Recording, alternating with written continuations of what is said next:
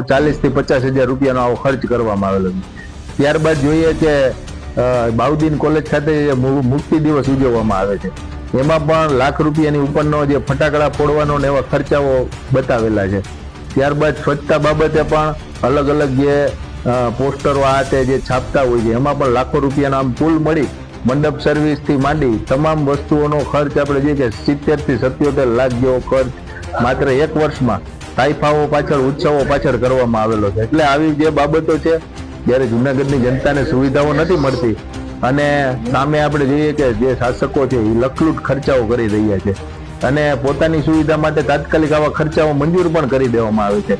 આ બાબતે કમિશનરશ્રીએ પણ ધ્યાન દેવું જોઈએ કે આવા ખોટા ખર્ચ છે ને મંજૂરી ના આપવી જોઈએ, જેથી કરી જુનાગઢની જે જનતા છે એના પૈસાનો વેરફાટ ન થાય।